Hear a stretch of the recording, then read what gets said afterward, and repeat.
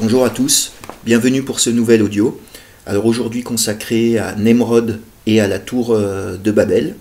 Donc c'est un épisode biblique qui se trouve dans la Genèse, donc c'est en 11, 1, 9. Et donc cet épisode renferme beaucoup de significations profondes qu'on peut mettre en parallèle d'ailleurs avec notre époque. Donc je vais commencer par vous lire les passages les plus significatifs de la Genèse sur cet épisode de la construction de la tour de Babel. Et je me livrerai à quelques interprétations et quelques commentaires. Voilà, alors ouvrez les guillemets. Or, toute la terre avait le même langage et les mêmes mots. Et ils se dirent l'un à l'autre, « Allons, faisons des briques et cuisons-les au feu. » Et ils dirent, « Allons, bâtissons-nous une ville et une tour, dont le sommet soit dans les cieux, et faisons-nous un nom, de peur que nous ne soyons dispersés sur la face de toute la terre. » Et l'Éternel descendit pour voir la ville et la tour qu'avaient bâtie les fils des hommes. Et l'Éternel dit, « Voici, c'est un seul peuple, ils ont tous le même langage, et voilà ce qu'ils commencent à faire. Et maintenant, rien ne les empêchera d'exécuter tout ce qu'ils ont projeté. Allons, descendons et confondons là leur langage, en sorte qu'ils n'entendront point le langage l'un de l'autre.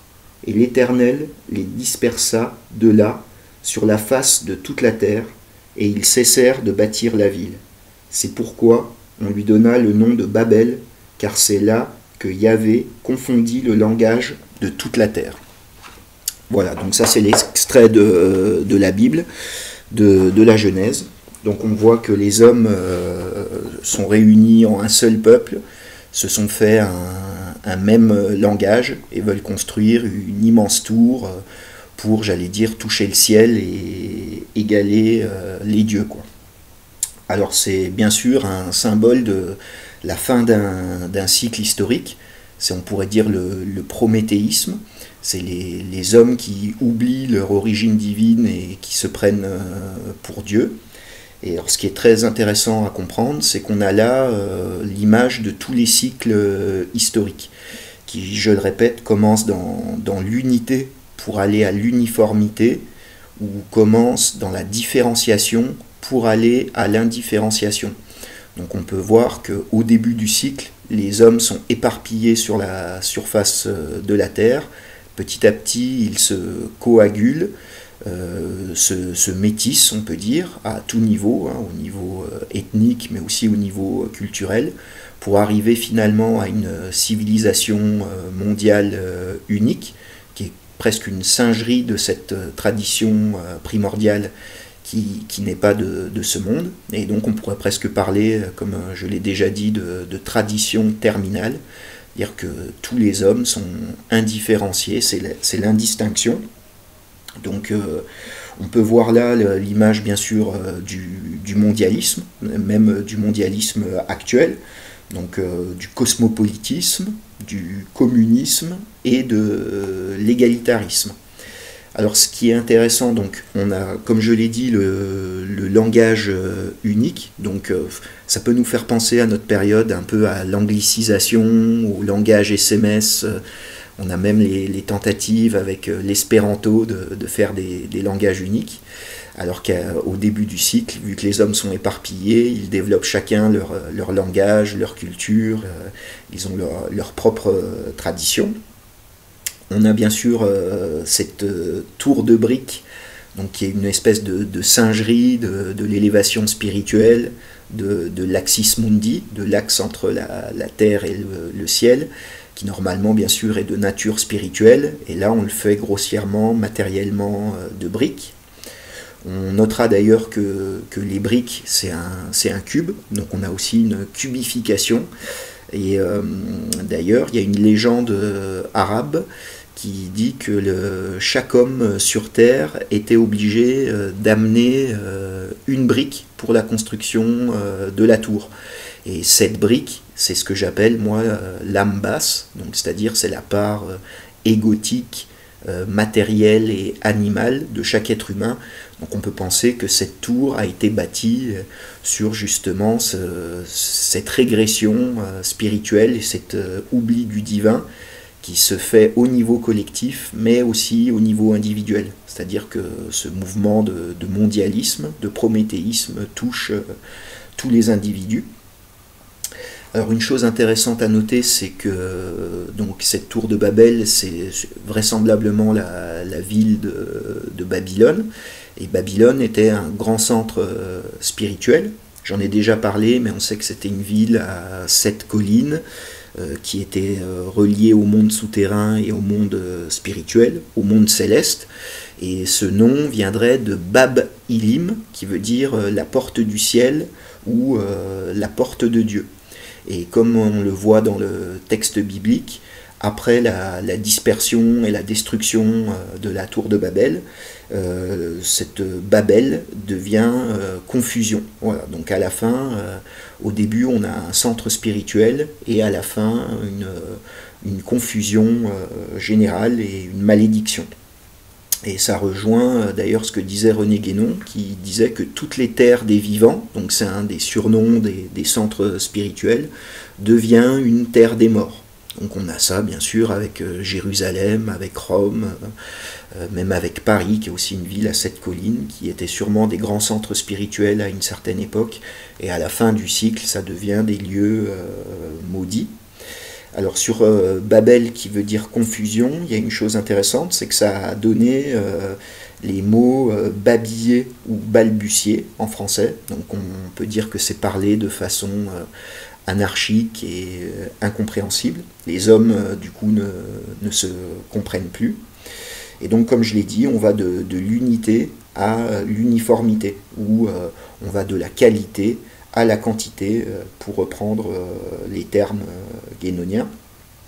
Alors aujourd'hui, on est dans une époque totalement babélienne, justement, une époque de mondialisme, d'égalitarisme absolu. Partout sur Terre, on voit les mêmes modes de vie, comme je vous l'ai dit tout à l'heure, une espèce d'anglicisation, enfin on tend vers une culture unique sur Terre, et ça se voit aussi dans les faits. Donc cette tour de Babel, on pourrait la mettre en parallèle avec l'érection des grands gratte-ciel dans les grandes villes commerciales du monde. On peut penser à la fameuse Big Ben à côté du sanctuaire de la Mecque, ou des grandes villes asiatiques avec leurs gratte-ciel. On pourrait penser aussi au Parlement européen, qui ressemble beaucoup à la tour de Babel dessinée par Bruegel. Donc on voit d'ailleurs là qu'on est dirigé par des gens qui savent très bien ce qu'ils font, parce que c'est quand même assez bizarre d'ériger un monument dans la forme de la tour de Babel quand on sait ce qui arrive, quel est le sort de la ville de Babel. Et j'ai noté aussi l'église d'Évry. Il y a une église récente à Évry qui a été construite en briques et qui ressemble tout à fait à la Babel dessinée par Bruegel. Alors une chose aussi tout à fait intéressante, c'est que ce mythe de la tour de Babel, de l'érection de la tour, se retrouve partout sur Terre, à toutes les époques. On le retrouve vraiment sur tous les continents, plus ou moins la même légende, avec toujours plus ou moins les mêmes archétypes. Ça ressemble bien sûr aux légendes de Prométhée qui veut voler le feu du ciel, à la légende d'Icare, par exemple, qui se construit des ailes en cire pour égaler le soleil, à Phaéton aussi également. On pourrait penser aussi à la lame 16 du tarot, où on voit une tour s'effondrer. Et là, je vais vous faire un petit recensement de diverses légendes tout à fait similaires à la tour de Babel biblique. Alors on la retrouve par exemple chez les Toltecs, dans le domaine latino-américain. Donc c'est les hommes arrivés à la fin d'un cycle, ils tentent de construire une zakwali. Donc c'est une tour géante où pourraient se réfugier tous les hommes pour éviter le déluge. mais leurs langues sont confondues, ils sont dispersés aux quatre coins du monde suite à la colère divine. Donc on voit que ce grand bâtiment, c'est aussi pour essayer justement de se réfugier comme une espèce d'arche pour se réfugier et contrer la colère divine. Mais comme toujours, cette arche normalement est de nature spirituelle et au niveau matériel, on est toujours emporté par les lois naturelles. On retrouve aussi ça avec la tour de Chochula. Donc c'est un grand architecte qui s'appelle Xelua, qui veut construire une énorme montagne, on pourrait dire une énorme pyramide. Et cette tour est détruite par un aérolithe. Voilà, on dit aussi également que les hommes deviennent orgueilleux, hein, c'est-à-dire c'est comme pour l'Atlantide, c'est quand les hommes deviennent orgueilleux, ils tentent toujours d'égaler le ciel, mais c'est cet orgueil qui les perd. Hein. C'est pas le bâtiment lui-même, quoi. C'est l'orgueil des hommes. On a bien sûr pas mal de versions arabes. Donc moi j'ai trouvé ça dans 1001 contes, récits et légendes arabes. Donc c'est Kekaous, qui, donc comme Nemrod, j'en parlerai après, veut construire... non, c'est pas, il veut pas construire une tour, c'est-à-dire il veut égaler le ciel en se faisant un espèce de coffre tiré par 4 aigles, et le soleil brûle les ailes des aigles et les cordes qui tirent ce coffre, et Kekaous tombe lamentablement sur le sol. On a aussi donc des légendes chinoises et hindoues, hein, sur toujours une tour qui veut égaler le ciel.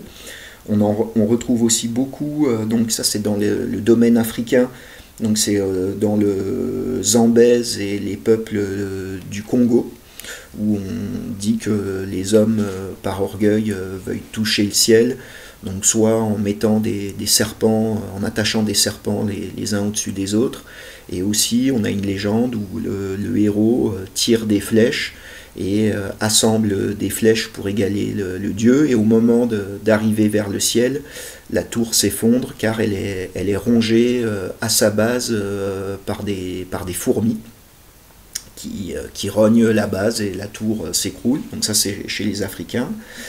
On a l'escalier des Cannes, donc ça c'est dans le domaine ossète aussi, qui construisent un immense escalier par orgueil pour atteindre le ciel, et ils finissent par être dispersés. On retrouve dans la légende de Merlin aussi, dans les contes, dans les romans du Graal. On a bien sûr la révolte des géants chez les Grecs, hein. C'est les deux Aloades, donc c'est les fils de Poséidon et Aloé, qui étaient donc de la race des géants. Et ils décident d'entasser le mont Pélion sur le mont Ossa afin d'escalader l'Olympe, mais ils finissent foudroyés par Zeus.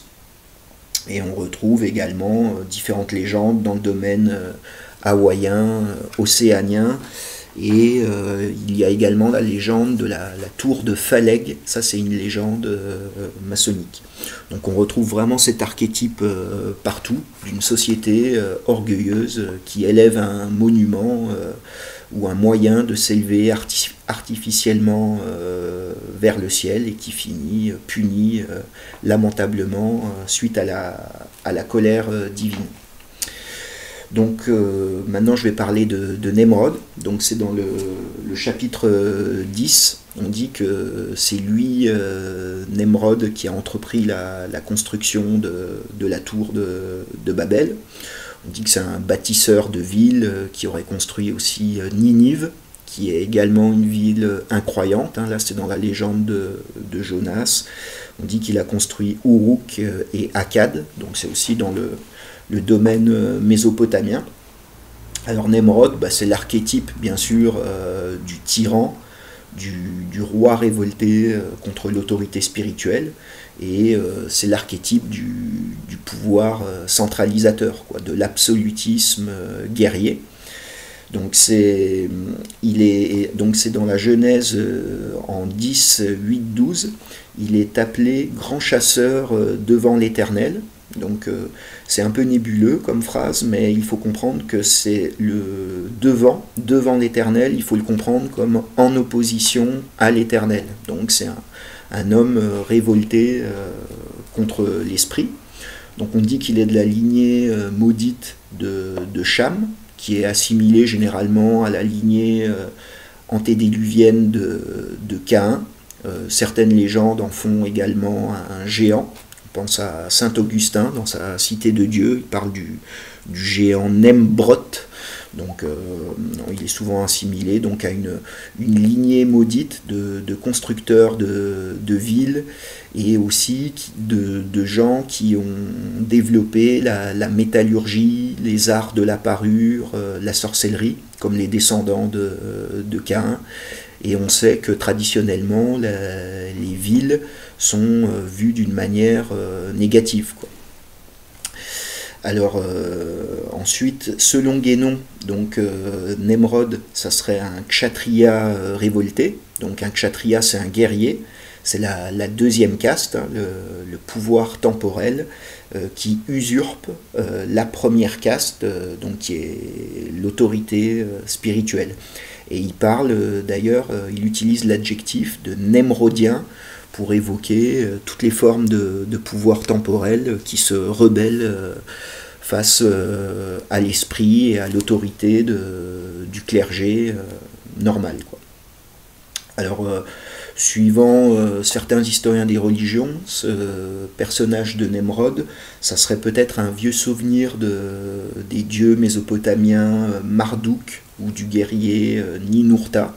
Ça peut peut-être être un chef temporel, hein. On a pensé à certains pharaons, ou peut-être aussi, vous savez, à Hammurabi, le grand chef temporel des Sumériens.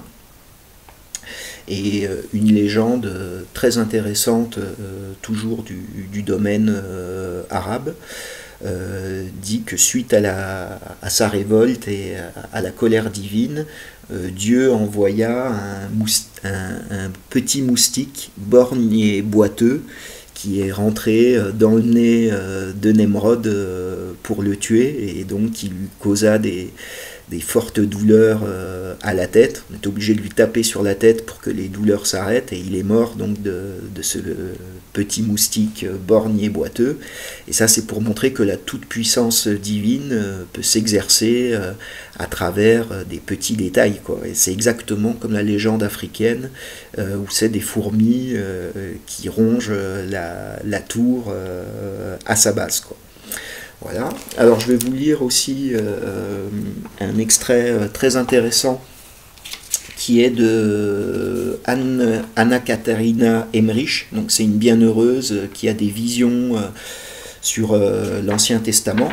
Son livre, ça s'appelle Les mystères de l'Ancienne Alliance. C'est chez Teki. Je vous le conseille vraiment parce que ces visions, elles complètent beaucoup d'épisodes bibliques et elles sont tout à fait orthodoxes, quoi. Et donc on a vraiment des précisions très intéressantes sur certains événements bibliques. Et là, donc, concernant la tour de Babel et Nemrod, elle va nous donner pas mal de précisions supplémentaires. Alors, ouvrez les guillemets. La construction de la tour de Babel fut l'œuvre de l'orgueil. Les bâtisseurs voulurent édifier un monument selon leur propre conception pour se dresser contre les desseins de Dieu. Lorsque les enfants de Noé furent devenus très nombreux, les plus prétentieux et les plus doués pour les arts se réunirent entre eux et décidèrent de construire une œuvre si grande et si solide que les générations l'admireraient éternellement et qu'elles parleraient d'eux comme des hommes les plus puissants et les plus habiles. L'un des personnages qui dirigèrent la construction de la tour était Nimrod, honoré ensuite sous le nom de Bélus, Baal. Nimrod combattit aussi les hommes et les soumis. Il était fort cruel, s'adonnait à l'idolâtrie et à la magie, et eut de nombreux descendants. De teint jaunâtre, menant dès sa jeunesse une vie désordonnée, il fut un instrument des mauvais esprits. Il se livrait à l'astrologie et s'efforça de représenter les multiples figures et images qu'il observait dans les planètes et les étoiles. Il en tirait des prédictions sur tel ou tel peuple ou pays. Il en fit des idoles. C'est ainsi que les Égyptiens reçurent de lui la figuration du sphinx, ainsi que les effigies d'idoles aux bras et aux têtes multiples. Grâce à ses connaissances et à sa puissance diabolique, il s'était soumis les tribus qu'il employa à la construction de la tour. Donc voilà, on a toujours cet archétype du tyran révolté, orgueilleux, qui manie des sciences occultes. Vous voyez, la prédiction avec les astres, l'astrologie, l'idolâtrie aussi, le fait d'adorer diverses divinités, de leur donner des images. Donc là, on a l'archétype tout à fait du modernisme et de ce que René Guénon appelait l'anti-tradition. Il parlait même, dans le règne de la quantité, de la contrefaçon du Saint-Empire. Donc comme un empire qui n'est plus soumis à un principe supranational, on va dire, de nature spirituelle, béni par l'autorité spirituelle, mais d'un empire matériel et militaire conduit sous l'égide d'un tyran, d'un guerrier révolté contre l'esprit. On a par exemple aussi l'historien Flavius Joseph, donc c'est dans ses Antiquités judaïques, qui parle de Nemrod, et ouvrez les guillemets, peu à peu, il transforma l'état des choses en une tyrannie. Il estimait que le seul moyen de détacher les hommes de la crainte de Dieu, c'était pour qu'ils s'en remissent toujours à sa propre puissance. Voilà, donc on a toujours, dans toutes les légendes, l'archétype du tyran révolté qui construit un empire mondial contre les lois divines et qui se termine dans un cataclysme provoqué par Dieu. Donc cet audio va toucher à sa fin. Je rappellerai qu'elle se rapproche beaucoup de mon article sur les géants, sur le symbolisme des géants, et d'ailleurs Nemrod est souvent représenté comme un géant. Donc comme je l'ai déjà dit, par jeu de mots, le géant c'est le je-en, c'est l'homme extérieur tourné vers la matière, en opposition à l'ange, à l'ange, l'homme spirituel, l'homme intérieur de Saint Paul. Et donc, comme je vous l'ai dit, on retrouve cet archétype un peu partout, et ça nous montre le développement régressif de tous les cycles historiques qui partent d'un éparpillement après un déluge, après un cataclysme. Les hommes sont différenciés avec différentes langues, différentes cultures, et petit à petit se coagulent pour former un empire mondial qui va à nouveau s'effondrer par un cataclysme au moment où l'irréligion et le matérialisme atteignent leur summum. Voilà, donc j'en ai fini pour ce petit audio. Je ferai d'autres émissions, je ne vous le dis pas encore, mais qui risquent d'être très intéressantes dans les prochaines semaines, avec Ralph notamment, et normalement des invités très intéressants. Une petite pensée aussi pour Tepa qui nous a quittés, que j'aimais beaucoup en tant que présentateur, qui invitait tout le monde et qui était quelqu'un qui a œuvré vraiment pour la vraie liberté d'expression, et qui, je pense, était une bonne âme, donc une petite pensée pour Tepa. Et donc, comme d'habitude, je vous mets le lien du blog, du Tipeee et de mon dernier livre, le Homo Mythologicus, où j'ai un chapitre entier justement sur cet archétype des géants et de l'empire universel qui finit par s'effondrer suite à la colère divine. Voilà, et écoutez, je vous souhaite à tous bonne continuation et je vous dis à la prochaine.